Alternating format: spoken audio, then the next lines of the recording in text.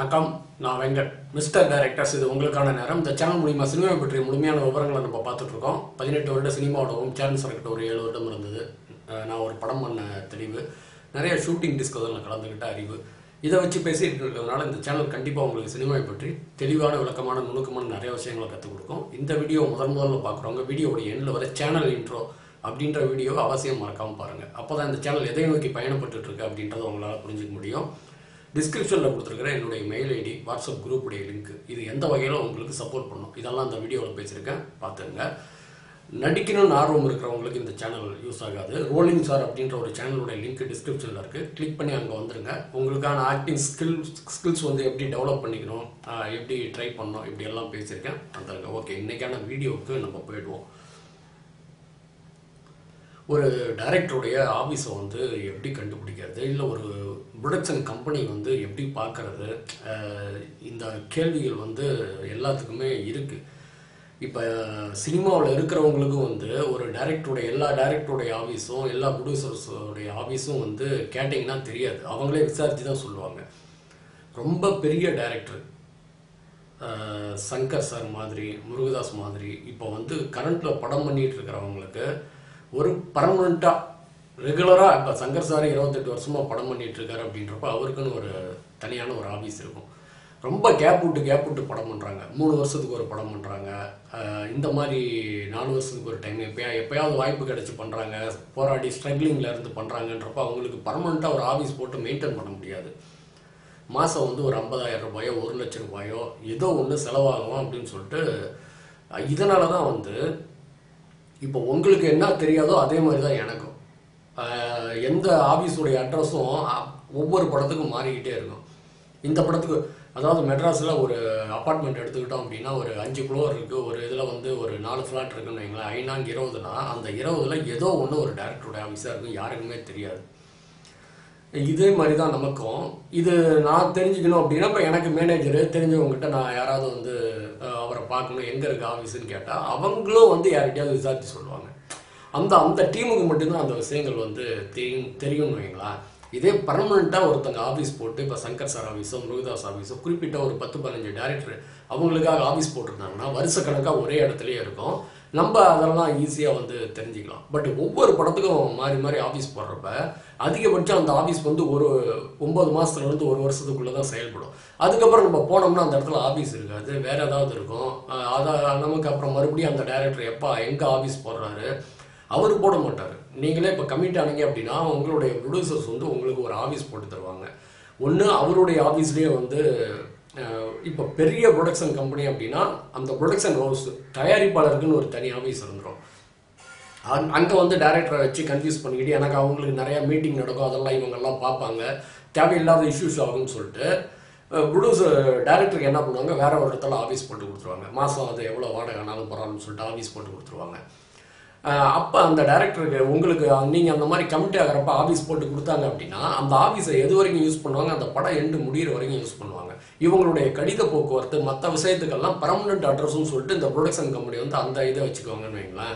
இப்போ நீங்களே செல்ஃபோன் வாங்குறீங்க, இல்லை ஒரு ஆஃபீஸுக்கு போகிறீங்க அப்படின்னா சென்னையில் இருக்கிறீங்க அப்படின்றப்ப நீங்கள் பர்மனெண்ட் அட்ரஸ் கேட்டால் சென்னை அட்ரஸ் உங்களால் கொடுக்க முடியாது. உங்கள் ஓட்டர் ஐடி, பேன் கார்டு, இதில் இருக்கிற ஆதாரில் இருக்கிற நம்பர், சொந்த வீடு அப்படின்றப்ப அதுதான் வந்து பர்மனெண்ட் அட்ரஸாக கொடுக்க முடியும். சென்னையில் இருந்து டெம்பரரியாக கொடுக்குற மாதிரி ஒரு ப்ரொடக்ஷன் கம்பெனி ஆரம்பிக்கிறவங்க தங்களுடைய ஊரில் இருக்கிற சொந்த அட்ரஸ் வந்து பர்மனெண்ட் அட்ரஸ் கொடுப்பாங்க. இது வந்து நமக்கு வந்து டெம்பரவரி படம் பண்ணுறதுக்கான அந்த அது அக்ரிமெண்ட் போட்டு முடித்த உடனே இந்த படத்துக்காக வேலை செய்கிறவங்களுக்காக கொடுக்குற சம்பளத்துக்கு அந்த வவுச்சர் மாதிரி போடுவாங்க. அதில் கையெழுத்து வாங்கிட்டு சம்பளம் கொடுக்கறது, அது டெம்பரவரி அட்ரஸில். அந்த படத்துக்குன்னு எந்த ஆஃபீஸ் போட்டாங்களோ அந்த அட்ரஸில் வந்து அந்த லெட்டர் பேடு, கவரு இதெல்லாம் டிசைன் பண்ணி வச்சுக்கிட்டு அந்த படத்துக்கு மட்டும் அதை யூஸ் பண்ணுவாங்க. முடிஞ்சதுக்கப்புறம் வேற ஒரு டைரக்டர் அடுத்தது, அது இந்த படம் ஓடி முடிச்ச உடனே அவங்க ஒரு 3 மாதத்துலையும் படம் பண்ணலாம், இல்லை அடுத்து அதே டைரக்டரை வச்சு படம் பண்ணலாம், இல்லை 2 வருஷம் கழிச்சு படம் பண்ணலாம். இப்போ அதே டைரக்டரை வச்சு படம் பண்ணுறாங்க அப்படின்னா சார் இந்த ஆஃபீஸே எனக்கு சென்டிமெண்ட்டாக நல்லா இருக்குன்ட்டு அதே ஆஃபீஸ் அப்படி ஒர்க் அவுட் ஆகலாம். இல்லை அப்படின்னா வேற ஆஃபீஸ்க்கு போகலாம். இல்லை அப்படின்னா 2 வருஷம் கழிச்சு படம் பண்ணுறப்ப அது வேற இடத்துக்கு போகலாம். இந்த மாதிரி இருக்கிறதுனால நமக்கு வந்து ஒரு டைரக்டருடைய இது வந்து நமக்கு தெரியாது. அதே மாதிரி ப்ரொடியூசர் ஆஃபீஸும் அப்படிதான். தொடர்ந்து படம் பண்ணுறவங்க ஆஃபீஸ் மட்டும்தான் நமக்கு தெரியுமே ஒழிய புதுசாக படம் பண்ணுறவங்க ப்ரொடியூசர்ஸ் எங்கே ஆஃபீஸ் போட்டிருக்காங்கன்ட்டு யாருக்குமே தெரியாது. திடீர்னு ஏதோ ஒரு மூளையில் சென்னையில் இருக்கிற இடத்துல ஏதோ ஒரு என்ன அந்த சரௌண்டிங் ஒரு 7 கிலோமீட்டர் சரௌண்டிங்கில் தான் வடபழனி, கோடம்பாக்கம், வலசரவாக்கம், விருகம்பாக்கம், டி நகர் இந்த ஏரியாவுக்குள்ளே தான் இருக்கும். அப்போ அது நம்ம எப்படின்ட்டு தெரிஞ்சுக்கிறது தான், கேட்டு கேட்டு தெரிஞ்சுக்கிறது தான். இதற்கான ஒரு வழி என்ன அப்படின்றது வேணால் சொல்லலாம். நீங்கள் வந்து சென்னையில் இருக்கீங்க, சினிமாவுக்கு வாய்ப்பு தேடிட்டு சென்னையில் இருக்கீங்க அப்படின்றப்ப நீங்கள் காலையில் நீங்கள் இதை கவனிச்சிருக்கீங்களான்னு காலையில் ஒரு 5:30 மணிக்கு 6 மணிக்கு நீங்கள் எந்திரிச்சு ஏவிஎம் ஸ்டுடியோ கிட்ட வந்துடுங்க. ஏவிஎம் ஸ்டுடியோ பக்கத்தில் பெட்ரோல் பங்க் இருக்கும். அந்த சிக்னல் உங்களுக்கு தெரியும். ஏவிஎம் ஸ்டுடியோவுக்கு பக்கத்துலேயே வந்து பெட்ரோல் பங்கு. அந்த இடத்துல சாலிகிராமம் போகிறதுக்கு ரைட்டில் ரோடு கட் ஆகும். நீங்கள் அந்த இடத்துல இருந்து வடபழனி பஸ் டிப்போ வரைக்கும் பார்த்தீங்க அப்படின்னா லெஃப்ட் சைடு ஷூட்டிங் போகிறதுக்காக வண்டிகள் வந்து வரிசையாக நின்றுட்டுருக்கும். அந்த ப்ரொடக்ஷன் சாப்பாடு கொண்டு போகிறவங்க, காஸ்டியூமு, இந்த இதெல்லாம் திங்ஸ் எல்லாம் எடுத்துகிட்டு போகிற அந்த வண்டியெல்லாம் வரிசையாக நின்றுட்டுருக்கும். நீங்கள் கொஞ்சம் கூட இது பண்ணாதீங்க. ஒன்றும் அவங்கக்கிட்ட போயிட்டு நம்ம எதுவும் தப்பாக ஒன்றும் கேட்க போகிறதில்ல. போயிட்டு உங்களுடைய இது கேளுங்க, ஆனால் எந்த படம் தான் ஷூட்டிங்கு அப்படின்னு சொல்லி கேட்டிங்கன்னா சில பேர் மிதப்பு காட்டுவாங்க, சில பேர் வந்து சொல்லிடுவாங்க இந்த படம் தான்ப்பா, ஏப்பா என்னப்பா அப்படிம்பாங்க. இல்லைனா இது இந்த டைரக்டருடைய ஆஃபீஸ் ஏதாவது தெரியுமாங்கண்ணா, கொஞ்சம் ட்ரை பண்ணிகிட்ருக்கேன், கொஞ்சம் சொல்லுங்கண்ணா, அலைஞ்சிட்ருக்கேன், ஒன்றும் தெரியல அப்படின்னா டக்குன்னு அவருக்கு தெரியும். அந்த டிரைவரோ இல்லை ஏதோ ஒரு ஆள் பார்த்தா கொஞ்சம் புதுசாக சின்ன பசங்களை கேட்டால் சில டைம் தெரியாமல் போகலாம், புதுசாக அவங்க வந்திருக்கலாம். நீங்கள் போய் கேட்குறவங்க கொஞ்சம் எக்ஸ்பீரியன்ஸ் பர்சனாக இருந்தாங்கன்னு வைங்களேன். சின்ன பையனா உடனே அவனுக்கு நிறைய விஷயங்கள் தெரிஞ்சிருக்கலாம். நீங்கள் பார்க்குறதுக்கு சின்ன பையனாக இருப்பான், அவன் ஒரு 30 படத்தில் வேலை பார்த்துருப்பான், அவனுக்கு நிறையா இது தெரியலாம். நீங்கள் சந்தித்து இந்த மாதிரி கேட்குற நபர் எக்ஸ்பீரியன்ஸாக இருந்தாங்கன்னா, சார் இந்த மாதிரி இந்த மாதிரி இந்த டைரக்டருடைய ஆஃபீஸ் எங்கன்னா இருக்குது அப்படின்னு சொல்லி கேட்டால், இங்கே தான் இருக்குது, வலசரவாக்கத்தில் இல்லை டி நகரில் இந்த இடத்துல தான் இருக்குது, போய் பாரு அப்படின்னு சொல்லிட்டு கரெக்டாக சொல்லிடுவாங்க. நீங்கள் அதை போய் பார்த்துக்கலாம். அடுத்து ஒரு ப்ரொடக்ஷன், இப்போ நீங்கள் எந்த படம் என்ன அப்படின்னு கேட்டிங்கன்னா, ஆனால் ப்ரொடியூசர் ஆஃபீஸ் எங்கன்னா இருக்குன்னா மேக்ஸிமம் சொல்ல மாட்டாங்க. நீங்கள் உங்களுடைய தன்மை, நீங்கள் கேட்குற தன்மை, அது உங்கள் முகத்தை அவங்களுக்கு பிடிக்கணும். இன்னொன்று சொன்னால் நமக்கு எதுவும் பிரச்சனை ஆகிடுமா, இந்த மாதிரி சில பேர் யோசிப்பாங்க. அதையும் மீறி சொல்லுவாங்க சில பேர்.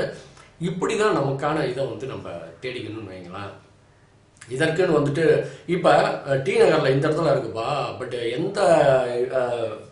இந்த தெருவு தான், எந்த டோர் நம்பர் எதுன்னு தெரியாதுப்பா அப்படின்னு சொன்னார்னா, இப்போ நீங்கள் அவர் சொன்ன டி நகருக்கு சொன்ன இடம் தெரிஞ்சிச்சு, அந்த இடத்துக்கு போயிடுறீங்க. போன உடனே அந்த தெருவில் கண்டிப்பாக வந்து ஒரு ஆட்டோ ஸ்டாண்ட் இருக்கும், அயன் பண்ணுறவங்க ஒரு 2-3 பேர் இருப்பாங்க, மளிகை கடை இருக்கும், ஏதோ ஒன்று இருக்கும். மறுபடியும் அங்கே போய் ஒன்றும் கூச்சப்படாதீங்க, ஒன்றும் தயங்கி நிற்காதீங்க. ஆள் இல்லாத நேரமாக பார்த்து, ஆனால் இந்த மாதிரி அந்த டைரக்டருடைய ஆஃபீஸ் எங்கன்னா இருக்குது அப்படின்னு சொல்லிட்டு அந்த அயன் பண்ணுறவட்ட கேட்டிங்கன்னா, எனக்கு அங்கேயே காலங்காலமாக இருப்பாங்க. புதுசாக அந்த தெருவில் ஏதாவது ஆஃபீஸ் போடுறாங்க அப்படின்னா, ஆஃபீஸ் போட்டு ஒரு 10 நாள் 15 நாளில் என்னடா புதுசாக தெருவில் வண்டி வருது, ஆட்கள் வராங்கன்ட்டு அவங்க கவனிப்பாங்க. எனக்கு அந்த அயன் பண்ணுறவங்களுக்கு என்ன வேலைன்னு கேட்டிங்க அப்படின்னா, அவங்களுடைய வேலையை பார்த்துக்கிட்டே வருமானத்துக்கான வேலையை பார்க்குறப்ப ஒரு பாட்டு பாடிக்கிட்டு இருக்கோம், காதில் வந்து பாட்டு கேட்டுட்டு இருப்பாங்க, முடிஞ்சால் சின்ன டிவி வச்சு டிவி பார்த்துட்டு இருப்பாங்க, அப்புறம் ரோட்டில் போகிற ஆட்கள் வந்து கவனிச்சிட்டு இருப்பாங்க. இதுதான் அவங்களுடைய இயல்பான இது. ஆட்டோ ஸ்டாண்ட் இருந்துச்சுனாலும் அதுதான், என்னடா புதுசாக தெருவில் ஆள் நடமாட்டிட்டு இருக்கு, வண்டி போயிட்டுருக்குன்ட்டு இதெல்லாம் காமனாக அவங்க வந்து கவனிப்பாங்க.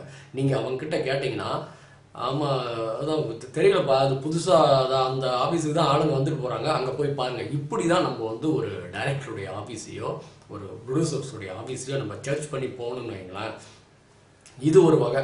நம்ம இந்த ஏவிஎம்க்கு ஆப்போசிட்டில் வடபழனி டிப்போக்குள்ளே வரிசையாக வண்டி நின்றுட்டுருக்கு, அங்கே போய் பார்க்குறீங்க. அடுத்து அதே இடம், அப்புறம் அங்கேருந்து இப்போ ஏவிஎம் சிக்னல்லேருந்து பிரசாத் லேவுக்கு போகிற அந்த சாலிகிராமத்துக்கு உள்ளே போகிற அந்த ரோட்டில் ஈவினிங் டைம் போனீங்கன்னா நிறையா தம்பிங்க நடிக்கிற பசங்க, கொஞ்சம் நல்ல கேரக்டர் பண்ணுறவங்க, சின்ன சின்ன கேரக்டர் கூட்டத்தில் நடிக்கிறவங்கன்னு சொல்லிட்டு சாயந்தரம் குமிஞ்சி கிடப்பானுங்க தம்பிங்க. என்னென்னா டீ சாப்பிட, அவங்க ஃப்ரெண்ட்ஸை மீட் பண்ண, மீட்டிங் பாயிண்ட் அப்படின்னு சொல்லிட்டு நமக்கு ஒரு இந்த டாப்பு போடுறதுன்னு சொல்லுவாங்கள்ல, அவங்களுக்கு அந்த தெருவே டாப் போடுற இடம் தான் சாலிகிராமம், வடபழனி.